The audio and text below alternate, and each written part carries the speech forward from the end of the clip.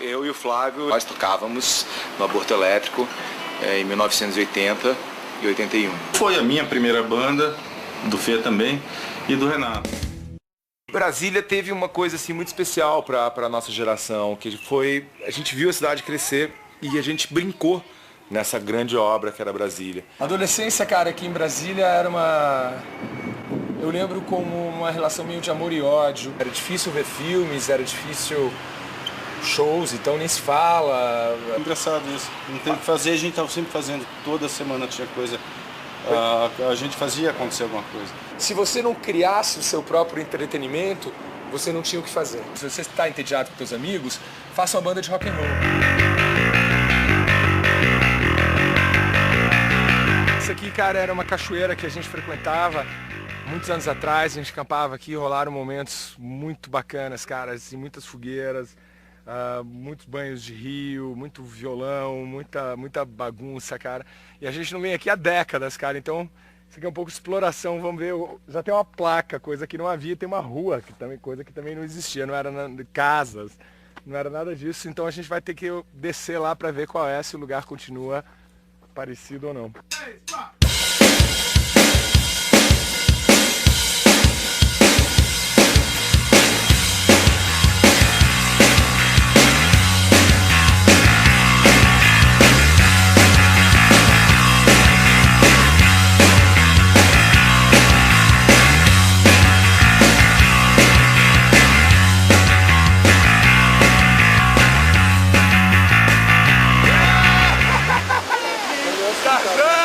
Brasília não tem praia, Brasília não tinha muito vida noturna, a única coisa que tinha para fazer à noite era o que as bandas faziam, mas nos fins de semana, frequentemente a gente vinha acampar aqui. Isso aqui se chama Tororó, o nome foi dado pela mãe do Renato, Dona Carmen, e era a nossa fraçãozinha assim de selva amazônica, a gente achava. E várias músicas, várias noitadas rolaram no violão aqui. A gente vinha e chegava a ficar... Eu ficou aqui 10 dias. 10 dias seguidos. Você não vê ninguém. Bebe a água, nada aqui, traz a comida. Maravilhoso, cara. Dá uma olhada lá embaixo.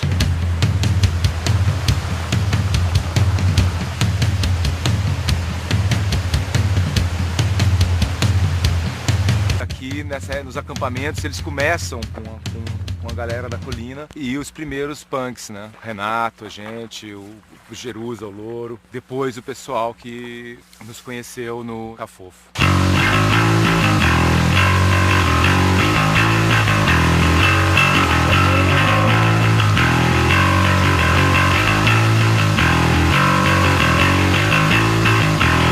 Acampávamos umas 15, 20 pessoas, era um monte de barracas, aquelas transadores, em volta de uma fogueira. Pra mim é das minhas melhores memórias, cara, da gente em volta ali da fogueira, ouvindo o Renato tocar violão.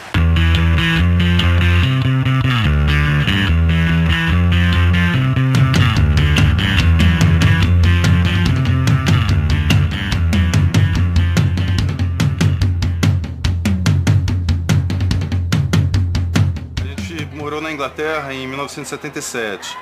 Eu tinha 13 anos de idade. E a gente de lá volta. Na verdade o Fê já estava com 15, então ele consegue sair, ver shows e tudo.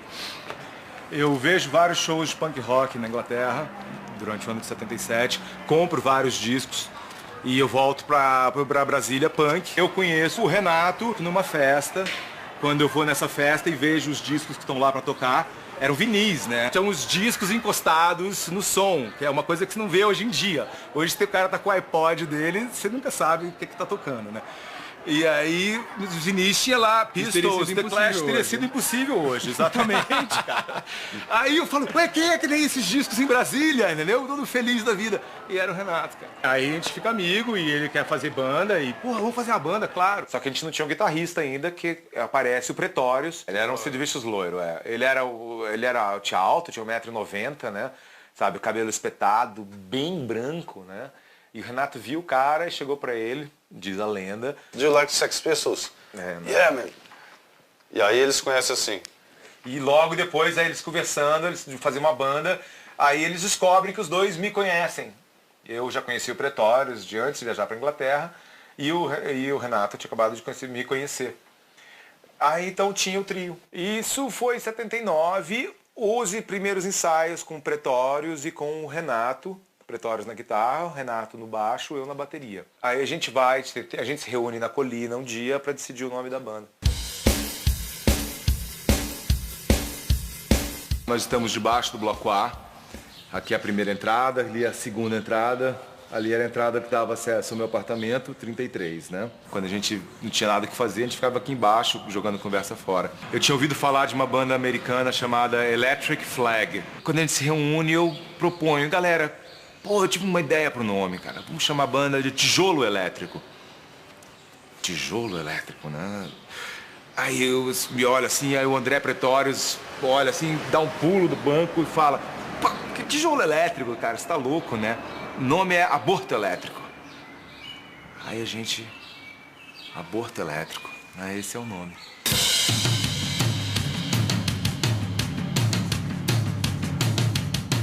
O punk, como nós o víamos aqui em Brasília, eram na verdade umas regras meio libertárias, embora nós fôssemos também meio reacionários, né? Algumas coisas não podiam se dizer nem fazer.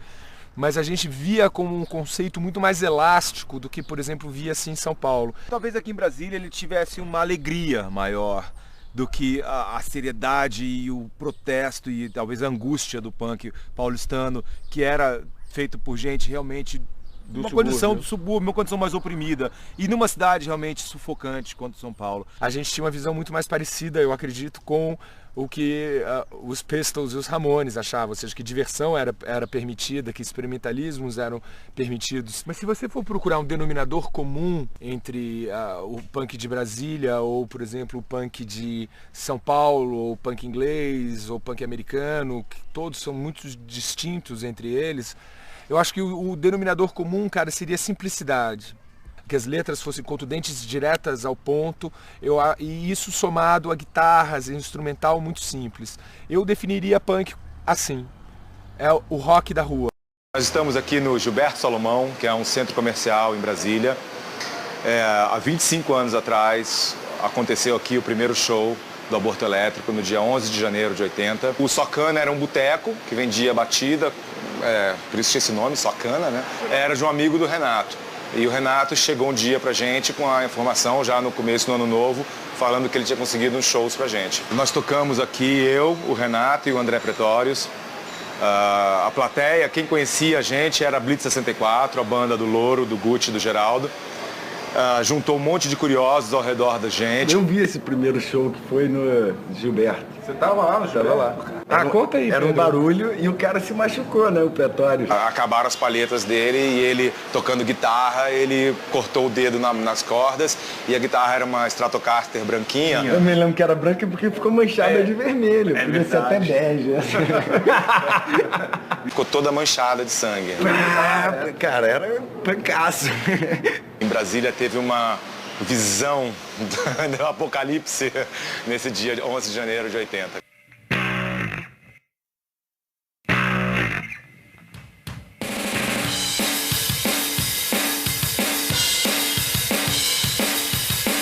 Ê, Colina! A Colina era esse conjunto de 4 prédios que existem aqui. Era a residência dos professores da Universidade de Brasília, e onde eu e o Flávio viemos morar quando a gente veio do Rio pra cá. A gente morou no apartamento 33, do bloco A, que era o principal bloco da Colina, né? Era onde foram os primeiros ensaios do Aborto Elétrico, onde eu comecei a tocar bateria. Tinha também o Butch e o André Miller e o Louro, que morava pertinho daqui, ele sempre vinha pra cá. Por isso, então, foi a turma da Colina, a gente começou a se encontrar aqui. Quando o Renato começa a vir pra Colina e começa a história da turma da Colina, dos punks, esse aqui era um dos lugares que a gente ficava, que a gente gostava de ficar à noite. E isso aqui é isolado do resto de Brasília. Então, como é um campus universitário, também não vinha polícia aqui. A gente se sentia muito seguro. Não vinha a gente se sentia seguro. É verdade. Né? Não via polícia, a gente se sentia seguro. Interessante. Aqui, nessas árvores, pra gente era um bosque gigantesco na época.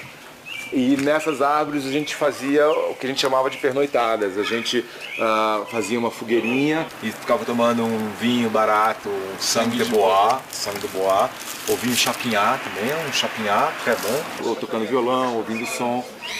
E eventualmente subia nas árvores também, enfim, Enfim, coisas que adolescentes fazem.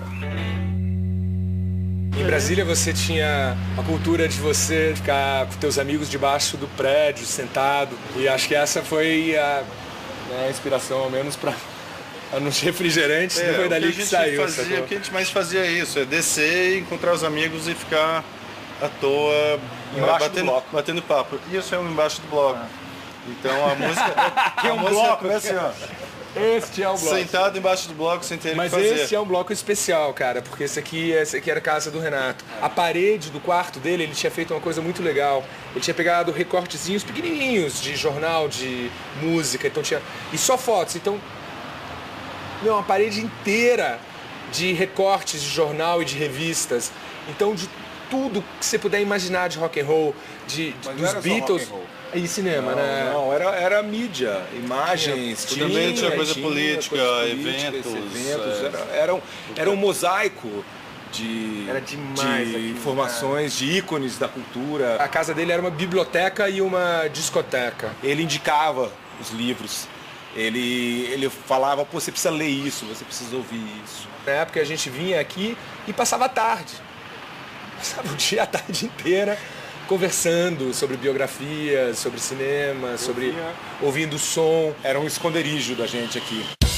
O André Pretórios, ele saiu do aborto porque ele teve que voltar para a África do Sul. Ele é filho do embaixador da África do Sul no Brasil e ele completa 18 anos e tem que fazer o serviço militar. A gente termina 79 procurando um guitarrista, a gente não acha ninguém em Brasília, a gente até tenta um rapaz, mas ninguém sabia tocar guitarra de punk. O que era mais importante não era saber tocar, era saber a proposta, saber o que eles testaram, os guitarristas que eles testaram, sabiam tocar guitarra, mas não sabiam a música e não entendiam, não compreendiam, eu achava uma droga. Eu era assim, só que eu não tocava nenhum instrumento. Mas sabe, eu olhei para aquele instrumento, acho que consigo tocar isso. Eu tinha estudado piano, eu sabia música, e o Renato me ensina daí as músicas que eles já tinham, que já são umas 5 ou 6. Então o Renato me mostra, ó, as músicas que a gente tem são assim, então aprendi isso. Aprendi, descobri como funcionava aquele instrumento e aí comecei a fazer também e compor. O Renato passa para a guitarra, convida o Flávio para o baixo. E aí esse Aborto Elétrico é o que começa a tocar na cidade em 80 e começa a juntar as pessoas. Depois de uns 3 meses, acho que a gente fez o primeiro show.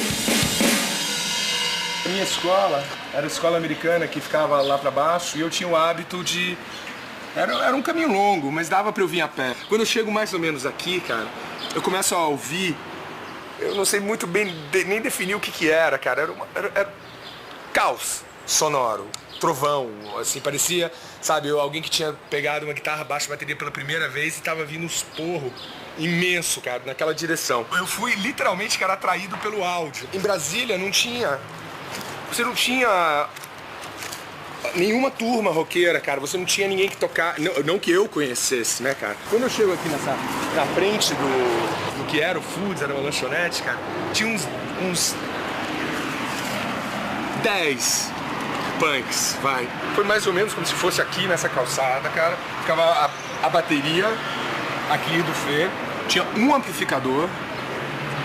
Nesse amplificador tava ligado a voz, a guitarra e o baixo, sacou? Então era como se o Fê estivesse tocando aqui, o Renato aqui, o Flávio aqui, mais umas 6 pessoas aqui. A cena, meu, era uma coisa surreal, parecia que você tinha pisado em Londres, assim, porque tava todo mundo de cabelo descolorido, cara, de alfinetes, calça rasgada, tocando de dia, num dia de aula, sacou? Fazendo esse esporro no meio da rua, cara.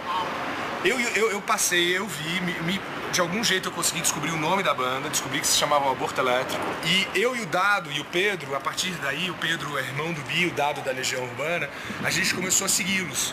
A gente começou a ver aonde eles iam tocar, a gente começou a frequentar e caçar os picos por onde eles estavam passando. Foi nesse momento que a minha vida tomou um outro rumo, cara. A gente estava caminhando, cara, pra todos nós, cara, éramos garotos de classe média brasileira, a gente estava caminhando para fazer faculdade, para ter uma profissão ortodoxa qualquer, entendeu, cara? E às vezes eu fico pensando, se eu não tivesse passado aquele dia aqui, cara, e visto o Renato e o Fê e o Flávio e o Aborto Elétrico tocando, Será que a minha vida teria sido outra?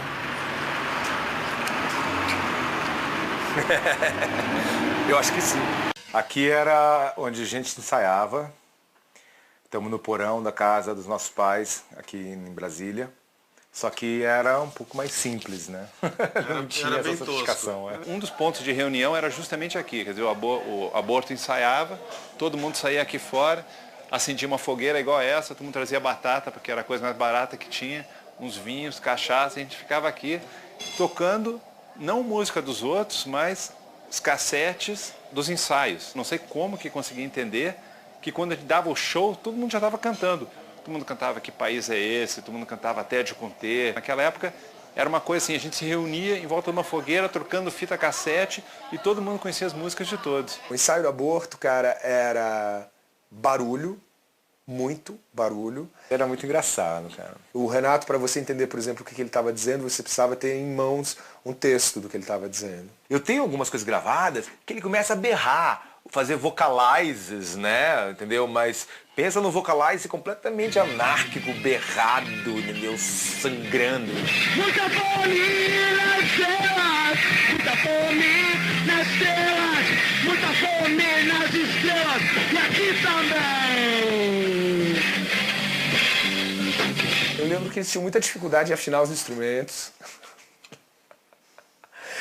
Tinha muita dificuldade em chegar a um acordo sobre qual era o tom das coisas. A gente começava a ensaiar uma música e às vezes a gente entrava no improviso. Ficavam tocando meia hora a mesma música, cantava o refrão, cantava o verso uma vez, quando cantava da segunda vez, 15 minutos depois, já era de outro jeito. Eu acredito que era pura espontaneidade. Sacou? Eles descobrindo, aprendendo a tocar, o Renato aprendendo a escrever, fazendo. O Renato era totalmente obcecado por música e a lembrança mais remota, coisa que eu mais me lembro assim do Renato falar: mãe, eu vou ter a maior banda de rock do mundo. Ele era convidado para ir nas festas, ele levava chocalho, pandeiro, violão, entendeu? Bongô, e queria que as pessoas se juntassem e fizessem um som. Ele queria fazer uma banda. Ele sempre insistia nisso. Até que em Brasília eu acho que ele concretizou tudo isso que ele queria. Essa hora que o Renato começa a soltar o verbo, descobre, acho que o prazer de escrever, e ele vê que ele sabe juntar, fazer música, e acho que quando ele passa de todo o inglês que ele sabia, ele vai para o português. O propósito que o Renato tinha era que o rock se tornasse uma coisa popular no Brasil. Que era imprescindível que os garotos entendessem o que estava sendo dito. Ele sempre usou o inglês como a língua de escrever, e no Aborto é quando ele começa a escrever em português.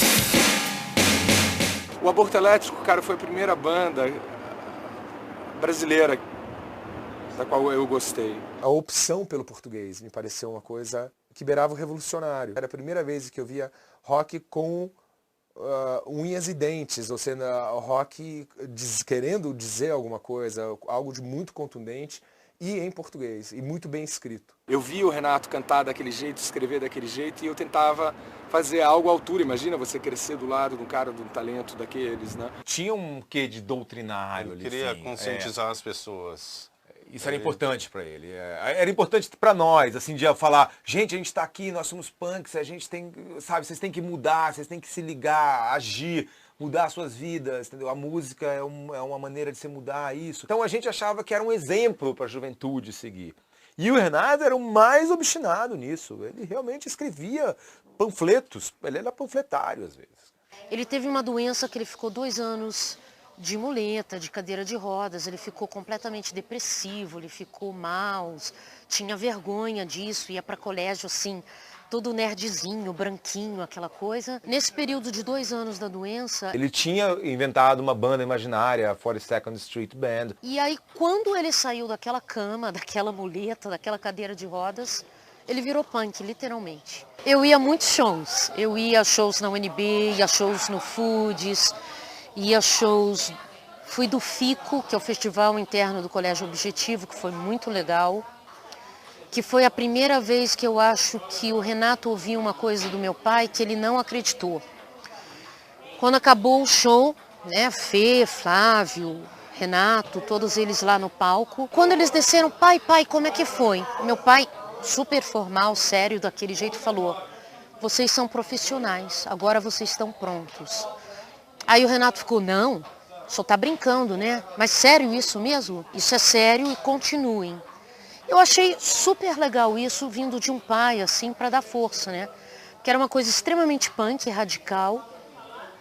Meu pai, todo correto, honesto, funcionário do Banco do Brasil, e falou isso para ele, e eu acho que aí ele seguiu em frente mesmo. Aí veio a força para tirar isso tudo, né? Porque ele respeitava muito o pai, ele tinha esse orgulho do pai, mas o pai era sempre distante, não falava as coisas. Então isso acho que foi um marco importante para ele, para o aborto e para todo mundo que está aí.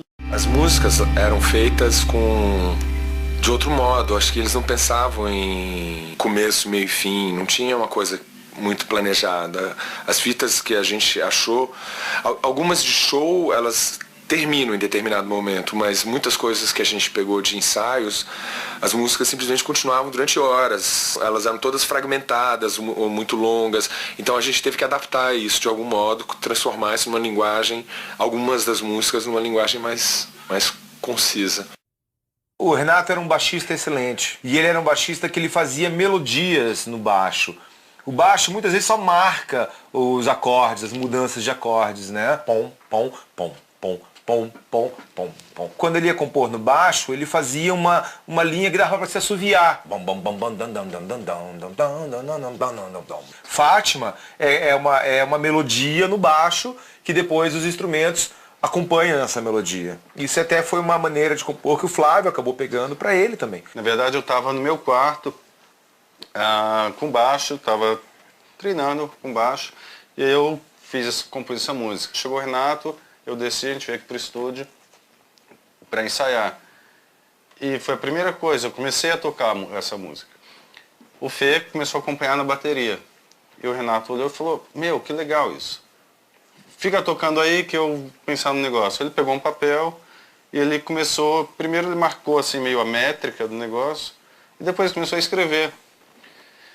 Uma hora eu cansei, né, parei e falei, não, continua. Falei, mas quer escrever com a gente tocando? Não, é bom ficar ouvindo, porque eu já vou pensando na letra, já na métrica certa. E fez aquela letra, não é curta, do começo ao fim, assim, numa tomada. Como é que vem, assim, porque ele pode até ter, eu imagino, você tem uma ideia, um tema, falar sobre aquilo, mas eu imagino que requer um pouco de você pensar e trabalhar naquilo. Será que ele pensou no título antes? Será que ele estava pensando em Fátima e em religião, em segredos? Que ele já tinha, e aí falar, né, sobre esse assunto? Eu acho que ele já devia ter isso na cabeça. Agora ele conseguiu encadear aquilo na métrica certinho e tudo. Ele vinha de ônibus para cá e ele demorava uns 40 minutos, acho, da casa dele para cá. Ele me falou que ele sempre vinha pensando, ele sempre chegava aqui com alguma coisa que ele vinha pensando no ônibus. Então chegava aqui, às vezes ele escrevia alguma coisa, alguma ideia, deixava. Só que esse dia foi incrível, porque ele ouviu o que a gente estava tocando e escreveu, a partir daquilo, essa letra, que eu acho que é uma das melhores dele. Em 80, a gente se muda da Colina. A gente vem para essa casa aqui. E o Aborto Elétrico passa a ensaiar aqui. A gente começa a frequentar menos a Colina. Porque a gente sai de casa e não tem por que ir para a Colina, lá não é mais nossa casa. Aí a gente começa a ir para os bares. E a gente começa a tocar também na cidade. Aí toca no Cafofo e nesses shows começam umas pessoas a aparecerem, a se juntarem. A gente foi no Cafofo porque estava acontecendo alguma coisa lá, né? E o que acontecia era justamente o Aborto Elétrico tocando ao vivo, que era assim... Era uma coisa impressionante. Uma distorção e força e fluxo de texto em português, bem feito. Embora a gente não ouvia nada disso. O Cafofo era o nome mais adequado ao lugar, porque não tinha, era um cafofo, não tinha nada, eram 4 paredes, sacou? E os instrumentos no fundo e alguns malucos pulando. E a gente desce, é um barulho ensurdecedor, cara. E eu confesso que até então acho que a gente não conseguia entender nenhuma música de vocês. A gente ficou, acho, tão surpreso quanto eles de ver alguém que a gente não conhecia. Eu já conheci o pessoal e tal, mas não tinha visto o show. E eu acho que foi no Cafofo, que era um buraco lá em Brasília. Era um inferno, devia ser um inferno. O barulho aqui embaixo nesse porão. Foi impressionante, foi muito impressionante. Eu não tinha visto nada parecido. Só tinha 4 paredes nuas, o teto, o chão, nada de isolamento acústico, nenhum móvel, nada. Só o barulho do concreto, o concreto das paredes e a banda tocando. Depois desse primeiro contato ali no Cafofo foi tipo ímã, sabe? Assim, atrai os polos contrários e você vai e você fica magnetizado. Talvez isso aqui, cara, marque um momento onde a turma aumente, onde 2 turmas se fundem, onde a turma da Colina meio começa a se fundir com o que era a turma da 104, que era eu, Dado, Ebert, o Bi, o Pedro. A gente começa a ter público. Tem pessoas que ouvem sua música, que podem... Meninas novas, entendeu? Só tinha meninas, feedback, né? Entendeu? Mais um motivo pra você tocar, né? Tinha uma garota punk lá na 106 Sul. E uma garota punk, cara. A gente, só tinha nós, o Aborto e o Blitz, né? A Helena, minha amiga, tinha morado nos Estados Unidos e tinha voltado e tinha trazido umas roupas diferentes, uns discos diferentes. Então eu e o Renato fomos atrás delas, ou dela, a gente não sabia se eram uma ou várias. E a gente sabia que era na 106 Sul, são 14 blocos de apartamento. E a gente foi perguntando pros porteiros, para as pessoas que estavam embaixo do bloco. Você conhece alguma garota punk? Até que um porteiro bem informado. Um porteiro bem informado, exatamente, falou: olha, chegou uma moça aí lá dos seus Estados Unidos com cabelo estranho. Ele falou: cara, é essa. Pois nós fomos lá, batemos na porta com a maior cara de pau. Aí a Cris atendeu a porta. Como?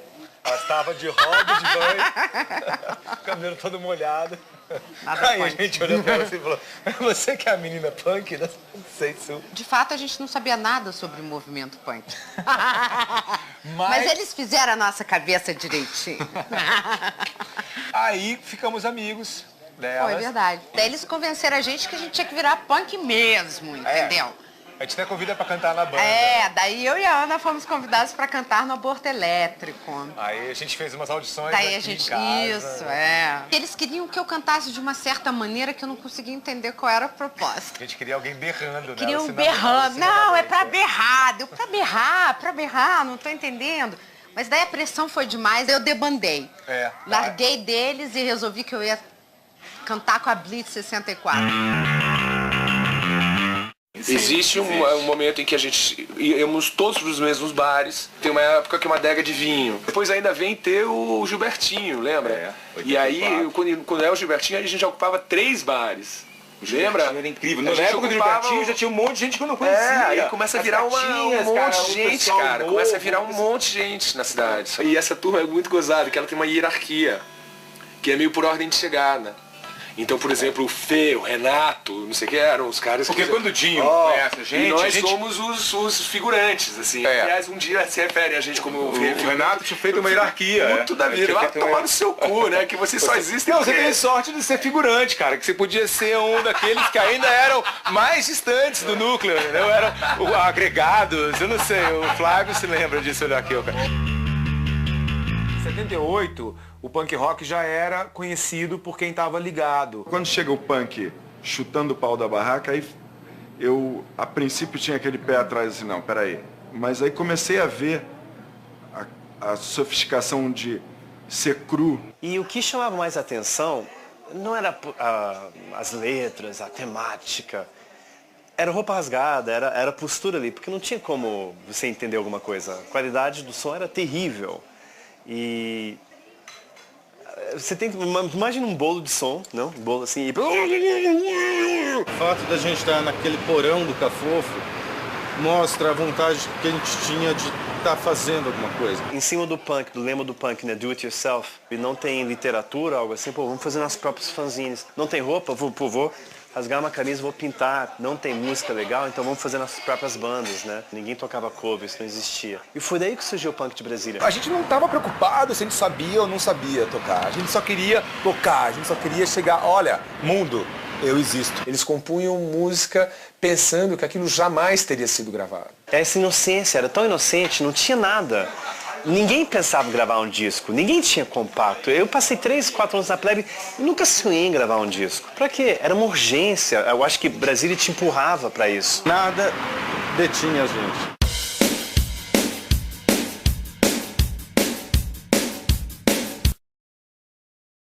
Por volta de 81, o Aborto Elétrico faz o primeiro show mais sério deles, cara, que é com luz, com PA. E esse show é gravado numa fita cassete, alguém da plateia grava. Então, quando a gente fez o processo da gravação do disco foi um processo quase arqueológico, onde a gente precisou montar várias músicas, buscar em diferentes, tinham várias versões das mesmas canções. Mas essa fita gravada naquele prédio lá embaixo, na Funarte, foi a nossa principal referência, porque ali as músicas estavam mais completas, embora muita coisa tivesse desafinada, fora do tom. Serviu como referência para as melodias do Renato, coisas que a gente não lembrava mais. Era a fita mais completa que a gente tinha. No fim de 80, o Pretórios volta de novo pro Brasil, para passar de novo o Natal com a família. E aí a gente tem uma sessão de ensaios, um fim de semana só aqui. Só que aí os Flávio no baixo, Pretórios na guitarra, eu na bateria, Renato no vocal. E aí ele ficou muito feliz, eu me lembro, cara, porque ele não estava mais tocando guitarra. Ele tocava guitarra porque precisava tocar, né? Ele queria cantar. Na verdade, ele estava empolgadérrimo, que estava compondo, escrevendo. E finalmente tinha texto. O Aborto Elétrico tinha um texto. E com letras, o seu poder era muito maior. Todo punk rock tem letra, não existia punk instrumental. Então eu me lembro que nesse fim de semana a gente faz música urbana e Baden-Meinhof Blues.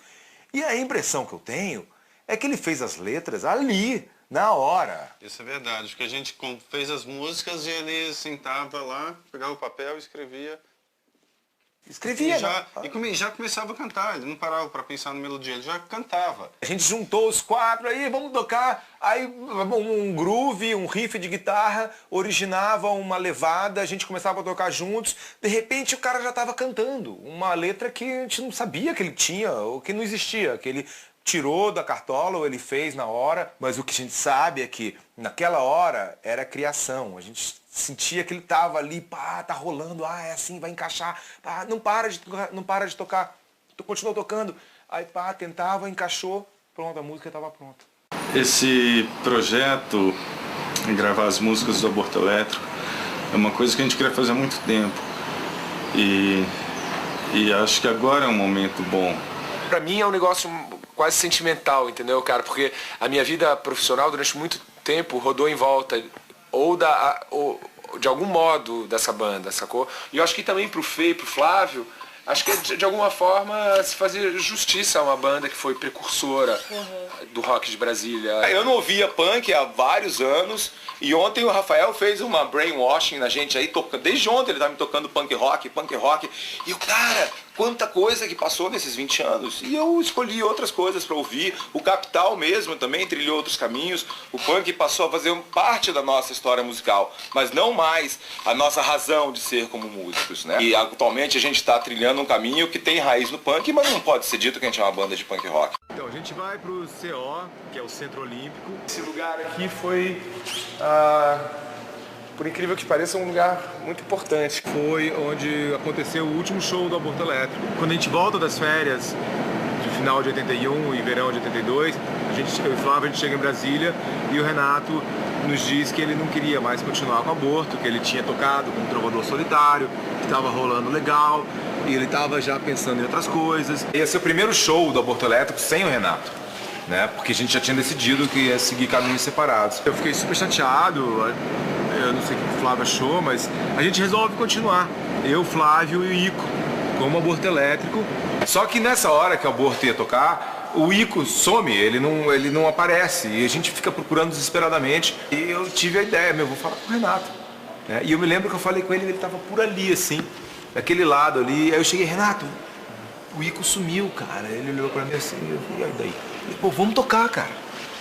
Vamos tocar, bicho. Sabe, vamos perder essa chance, cara. Aí ele olha assim pra mim, tudo bem. E aí, bicho, a gente fez o último show do Aborto e foi super legal. Tava cheio, tava assim, esses últimos começaram a ser cheios. Os primeiros Como a gente já contou, tinha quase ninguém. Aqui já começa a ter público. E Que País é Esse era o grande single. Acho que foi uma das primeiras vezes que a gente cantou e tinha gente cantando junto.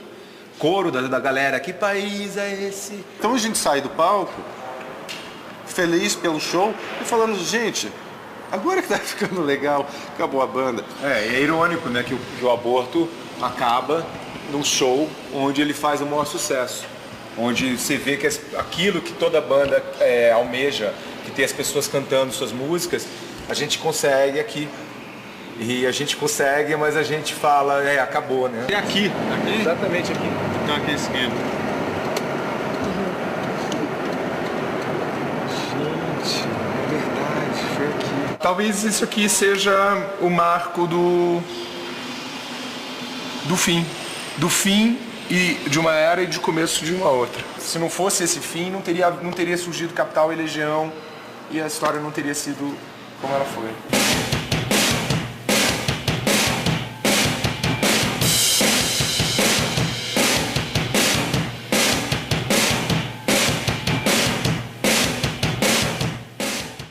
Vamos ligar nossa máquina do tempo e vamos voltar para 1977.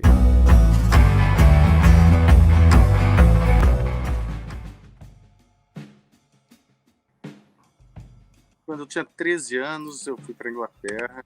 Eu tinha 14 anos no início do ano, eu fiz 15 anos em 1977. Nesse ano, minha família se mudou para a Inglaterra. Nós moramos um ano lá. Meu pai tinha ido fazer pós-graduação na área de biblioteconomia e a universidade que ele escolheu era numa pequena cidade no interior da Inglaterra chamada Loughborough. A Universidade de Loughborough era um dos centros de excelência em biblioteconomia. Era, digamos, uma cidade satélite da capital dessa região da Inglaterra, chamada Leicester. Leicester, inclusive, foi campeão da Premier League há alguns anos atrás, né?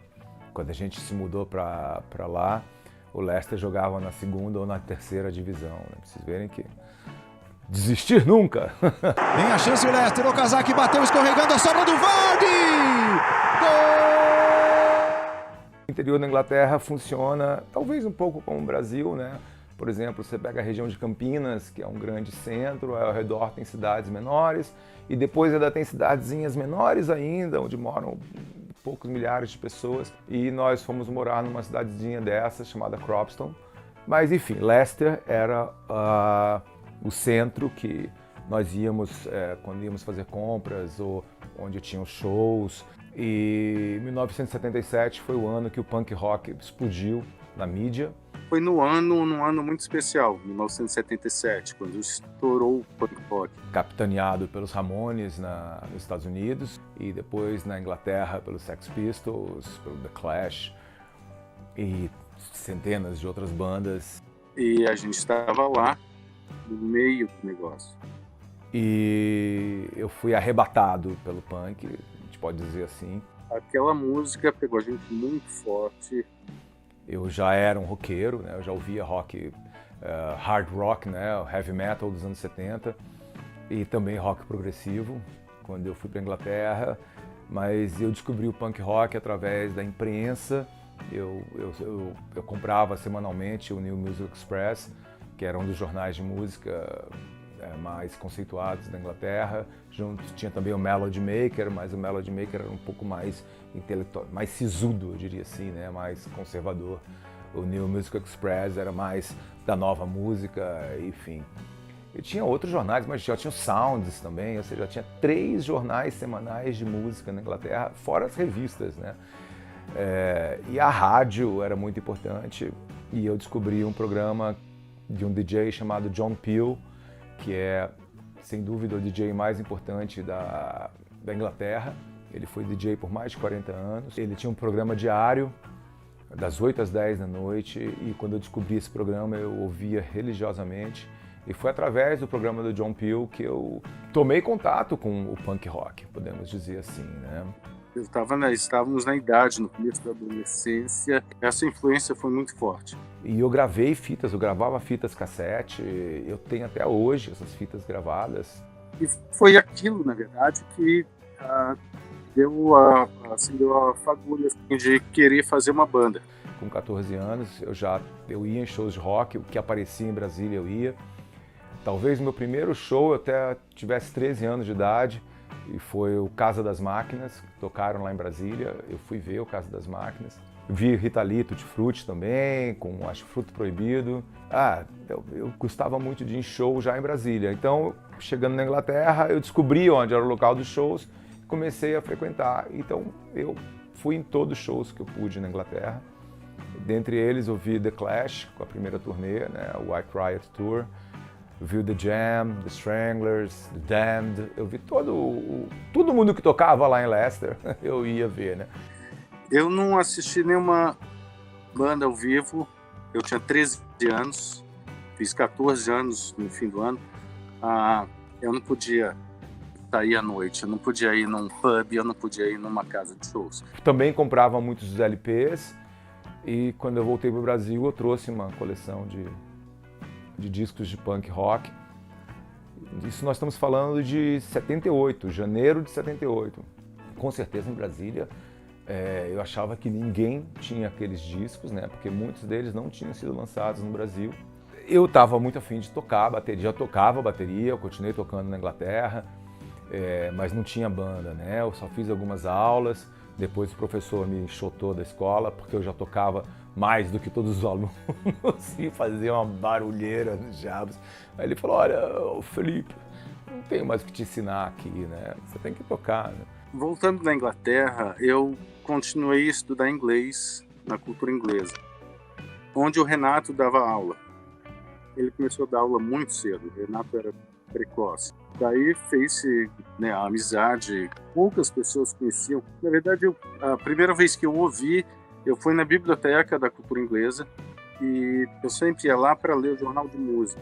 Chegando, o jornal não estava lá, na prateleira onde devia estar. Ninguém lia aquele jornal, só eu. E eu olhei em volta e vi uma pessoa lendo aquele jornal. Era o Renato. Quando a gente se conhece, descobrimos que tínhamos o mesmo gosto musical. Diz a lenda que eu fui numa festa, entrei de penetra numa festa em Brasília e fui fuçar os discos que estavam encostados assim na parede, perto do som, e quando eu tô passando os LPs assim, Sex Pistols, Ramones, The Clash. Falei, caralho, quem é que tem esses discos em Brasília? Falei, quem é o dono do som? Quem é? Eu comecei a perguntar assim, né? Eu não conhecia ninguém, eu tinha ido com um amigo que também conhecia um ou outro, assim. Aí falaram, é aquele cara ali. E aquele cara era o Renato. E aí ficamos amigos instantaneamente. E durante 5 anos a gente se viu praticamente todo dia.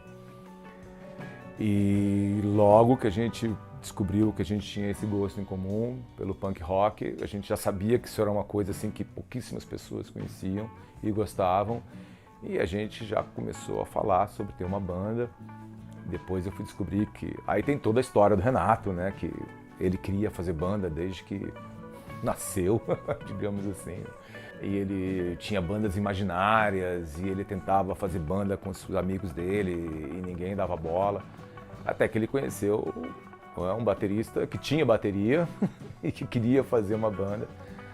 Logo em seguida ele veio a conhecer um amigo que era também meu amigo, mas de antes, né? Chamado André Pretórios.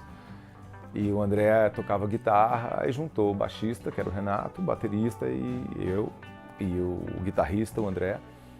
E nós começamos, então, o Aborto Elétrico. Isso foi no segundo semestre de 78.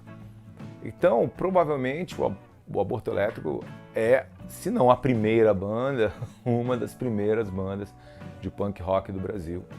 Eu sei que em São Paulo, a partir de 80, houve, né, surgiram bandas de punk rock também, né, o Inocentes, Cólera, o Olho Seco, Garotos Podres, mas eles são de 80, até onde eu sei. Entendeu? E o Aborto é 78, que a gente fundou a banda, que criamos o nome da banda. Sim, foi o André Pretórios que deu esse nome, teve essa ideia. Eu estava lá, eu presenciei eles conversando, discutindo o Fê, o Renato Russo e o André Pretórios, falando, dando ideias de nomes de banda. Sei lá, podia ser tipo tijolo elétrico. Abacaxi elétrico. Abacaxi é bom, assim quando a gente for no Chacrinha, o abacaxi já tá no nome da banda. Bandeira elétrica, então? Não, Fê. A gente é uma banda punk. Esqueceram? Tem que pegar pesado. Sei lá, então, podia ser... A gente podia fazer uma referência a essas bandas punks da Inglaterra. Tudo bem. Mas do jeito que a gente toca mal, vai parecer mais um aborto. Aborto elétrico! Os primeiros ensaios aconteceram em 79.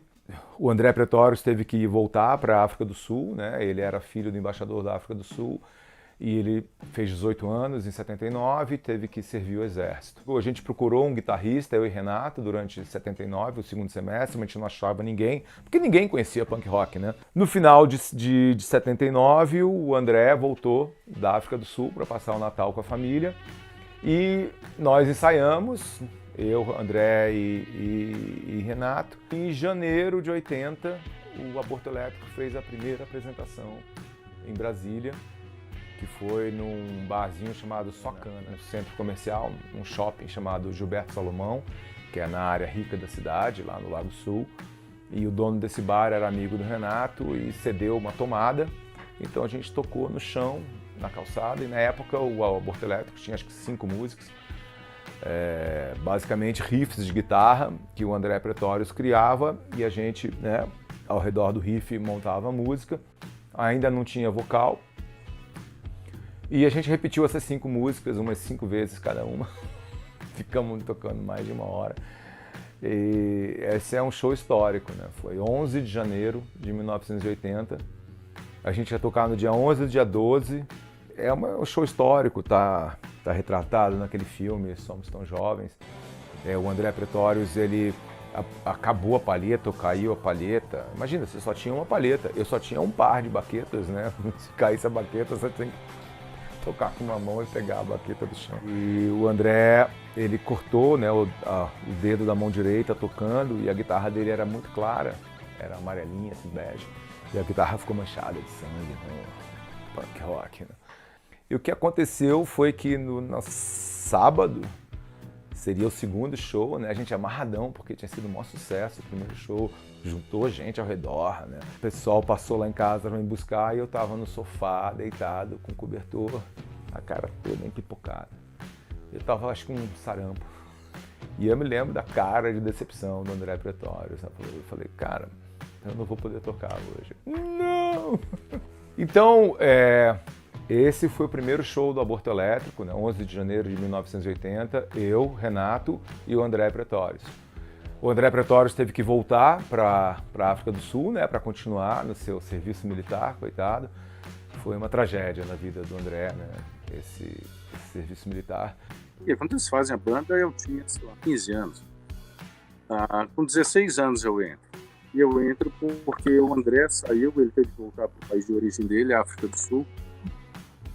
E eles me convidam para entrar na banda. A princípio, assim, até o André voltar. O André nunca mais voltou. Ele voltou para passar férias. Ficou 2 semanas e nessas 2 semanas nós compusemos 2 músicas, música urbana, uma delas. O André Pretórios, ele voltou para Brasília, dezembro de 1980. Nos reencontramos, né? Quando o André chegou na cidade, nós marcamos um ensaio com o André, né? Assim, amarradões, mas quem estava mais amarradão era o Renato, porque o Renato não gostava muito de tocar guitarra. Mas nesses 15 dias que ele ficou em Brasília, a gente conseguiu ensaiar um final de semana. Então, fomos ensaiar lá na casa que eu e Flávio morávamos, né? Na casa da nossa família, no Lago Norte. O Aborto Elétrico já estava ensaiando lá desde de meados de 80, que foi quando minha família se mudou para essa casa. E foi nesse final de semana, então, que a gente compôs música urbana e também Bader Meinhof Blues número 1, a primeira versão de Bader Meinhof Blues, que depois o Renato fez Bader Meinhof Blues número 2, que é uma música da Legião Urbana. Você não se esqueceu e quis até lembrar, e eu não quero mais ouvir. André Pretório de novo voltou para África do Sul, continuou o Aborto Elétrico em 81, eu, Flávio e Renato, mas o que ficou claro também para mim e para o Renato era que não existiam guitarristas iguais ao André.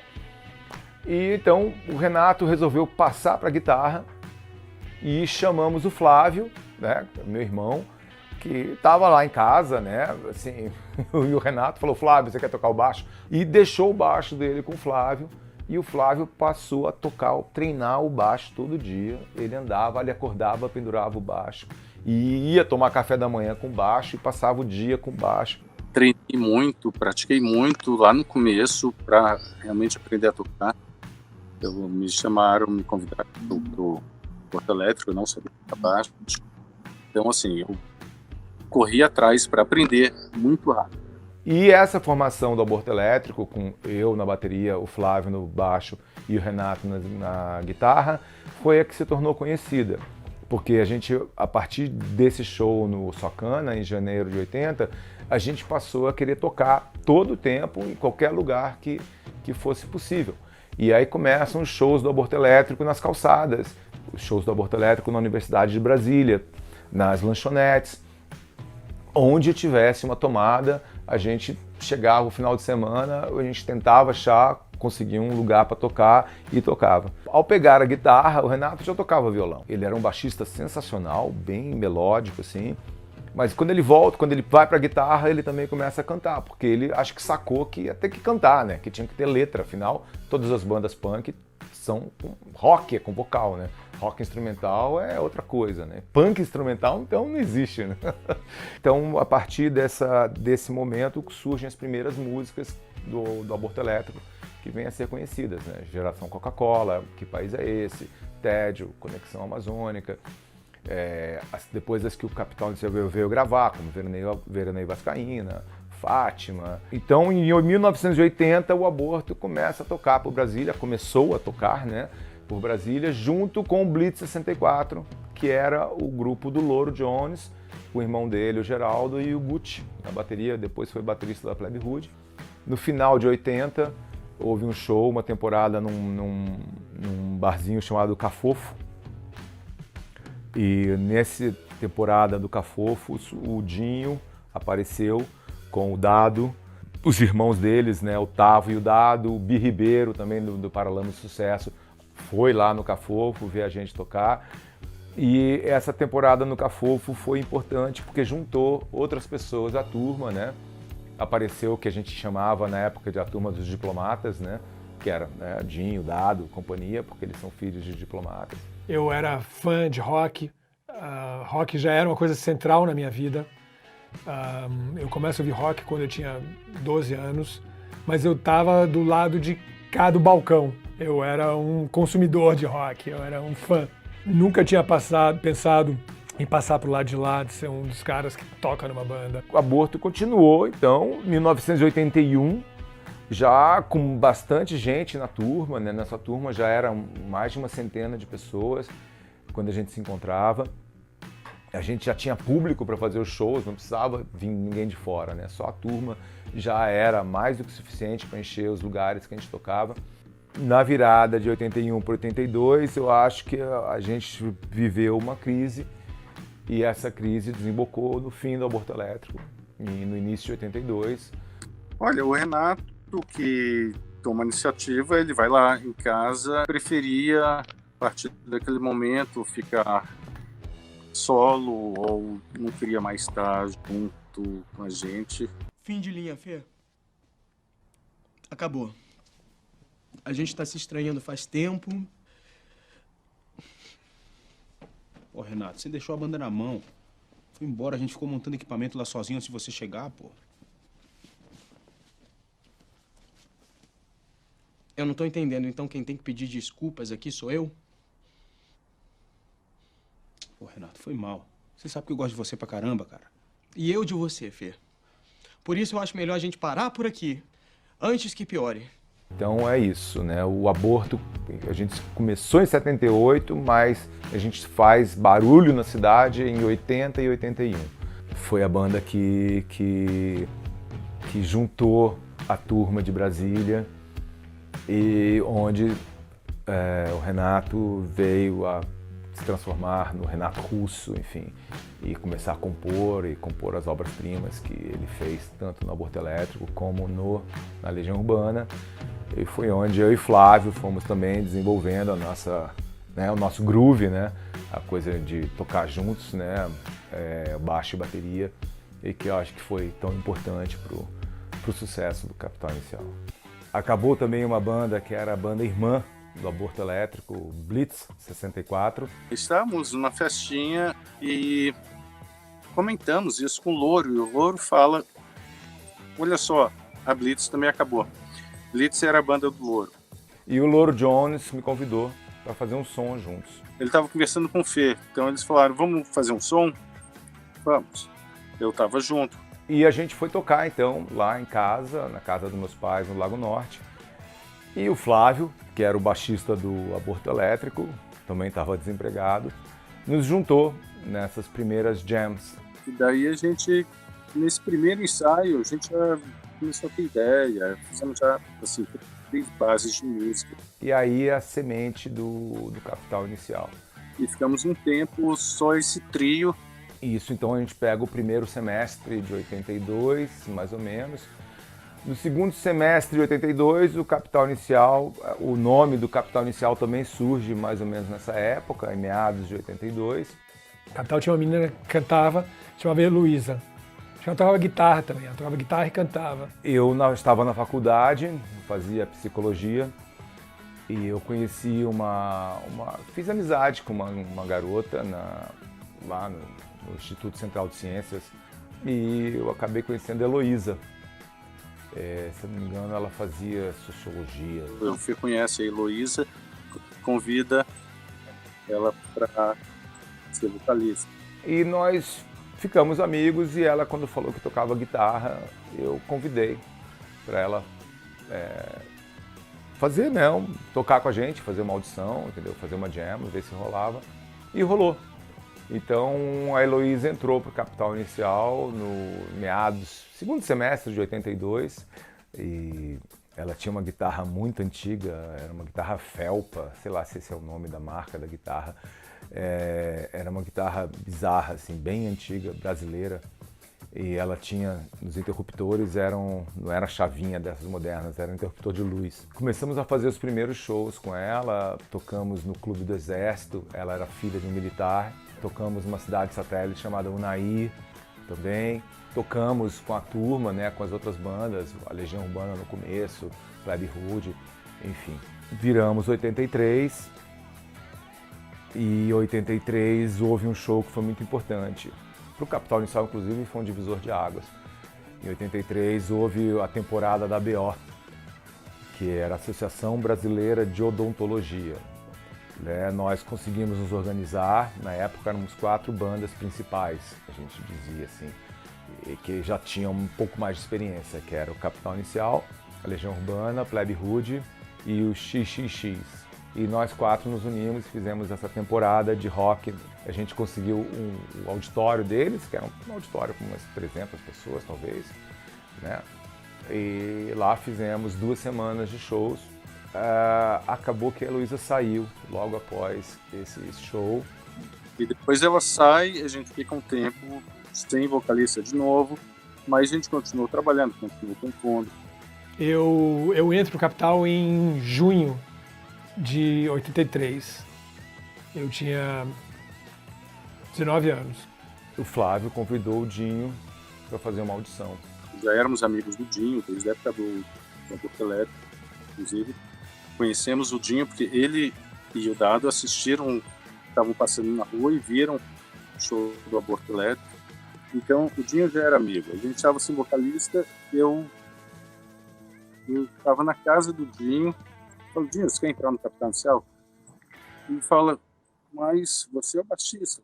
É porque o Dinho estava tocando baixo no Dado e o Reino Animal. Quando eu fiz o Dado e o Reino Animal, eu vou tentar ser baixista. E o Renato me empresta o baixo dele. Era um SG da Giannini, ele me empresta o baixo, eu fico ensaiando em casa. A gente faz umas 2, 3 músicas.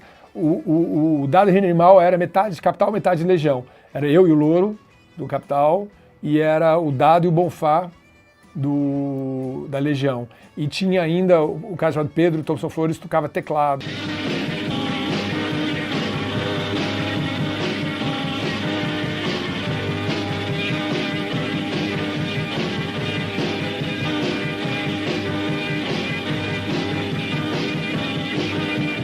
A primeira e única apresentação acontece dentro do campus da Universidade de Brasília, numa festa que estava tendo lá. Estava tocando, acho que tocou a Plebe Rude, não tenho certeza. O Aborto Elétrico acaba tocando, acaba sendo a última apresentação do Aborto Elétrico, e toca o Dado Reino Animal também. E tocam outras bandas também, dos nossos amigos da nossa turma lá de Brasília. E o que acontece na nossa vez, na nossa hora de tocar, eu fico tão nervoso que eu desplugo o baixo. Então, puxão, o baixo solta, e eu não me dou conta. Eu continuo lá achando que tava uma cacofonia tão grande, uma zona tão grande, sonora, que ninguém estava se ouvindo. Ninguém conseguia afinar um instrumento, eu lembro disso também.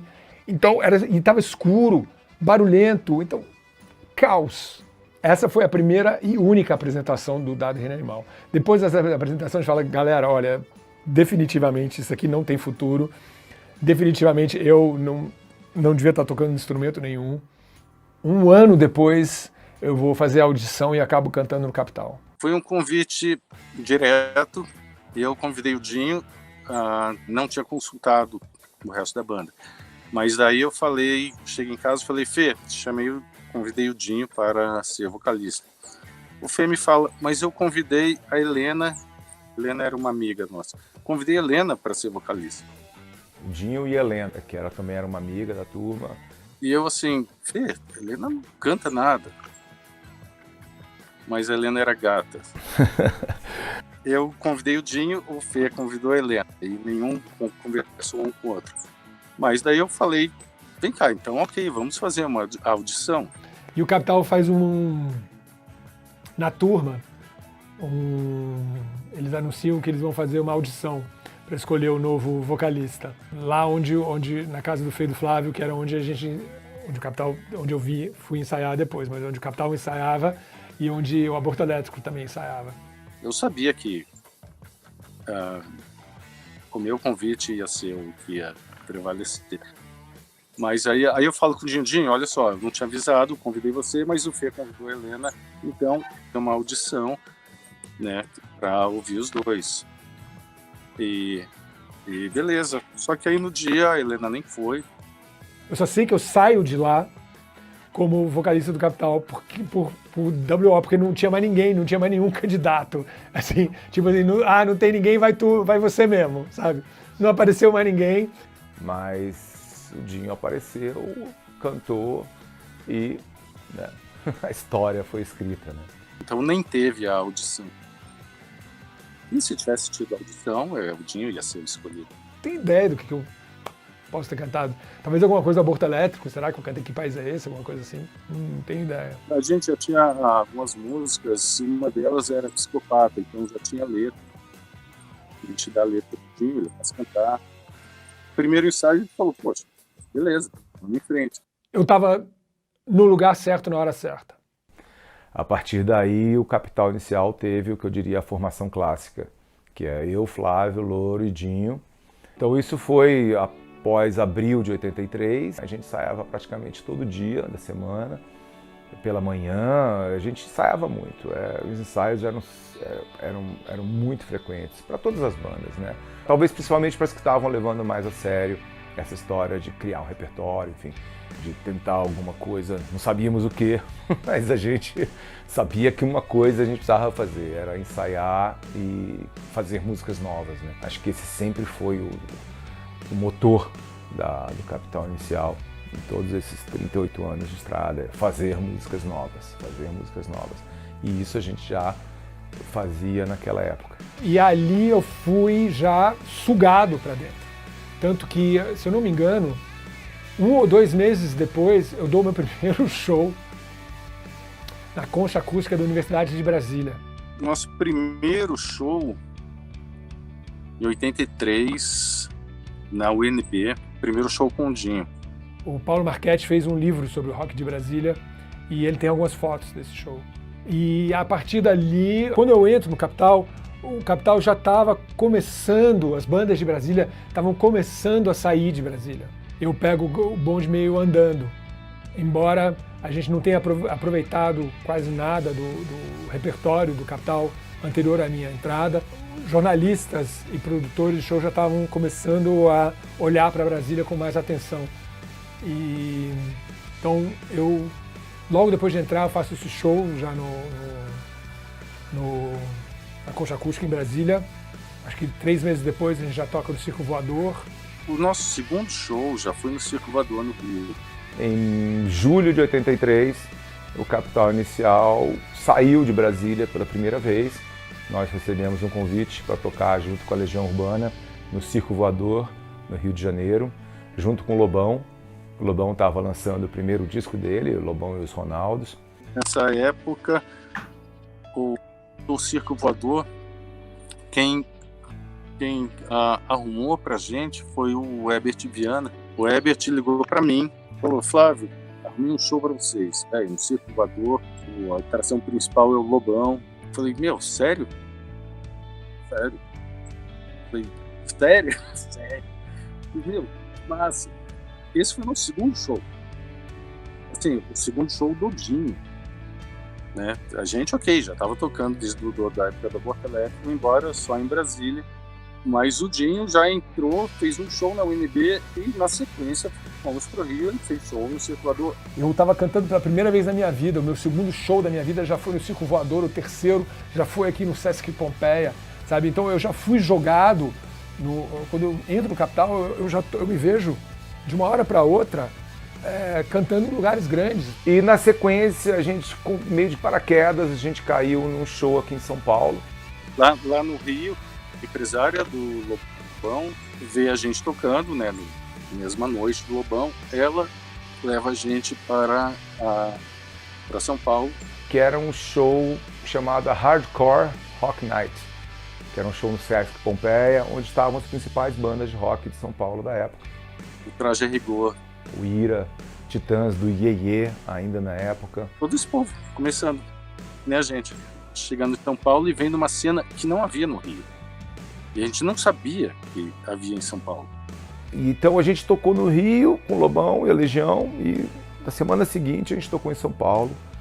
Isso foi julho de 83. E aí a gente caiu a ficha que o rock brasileiro estava acontecendo, que não era só uma coisa de Brasília, como a gente pensava, mas pelo contrário, estava acontecendo nas principais cidades, nas principais capitais do Brasil. E foi daí também que a gente ganhou, né, aquele, sei lá, tomamos uma decisão de, mais do que nunca, ensaiar mais, continuar, tentar fazer músicas novas e tentar um lugar ao sol nesse nascente rock brasileiro. O negócio foi rápido. Saímos de Brasília e a partir desses 2 shows, esse do Circo Voador e esse de São Paulo, começamos a tocar em lugares, pessoas ficaram sabendo. E aí gravadoras já começam a falar. E a gente foi fazendo esse trabalho de formiguinha, de ir atrás, tentando tocar, não tinha preguiça. Tem que pegar ônibus, 16 horas, vamos lá. Um ano depois o Capital grava o primeiro compacto. Você vê, foi pouco tempo, porque de 83, quando a gente vem pela primeira vez, até nos mudarmos para começo de 85. Um ano e meio depois a gente está morando aqui em São Paulo. Então a gente acaba sendo, quando eu me dou conta, eu já estou cantando Capital e estou me profissionalizando. As coisas foram acontecendo. Não foi planejado, em nenhum momento eu pensei assim, vou viver do rock. Começamos a viver do rock, mas eu achava que aquilo era algo passageiro. Não sei que eu estaria 40 anos depois aqui.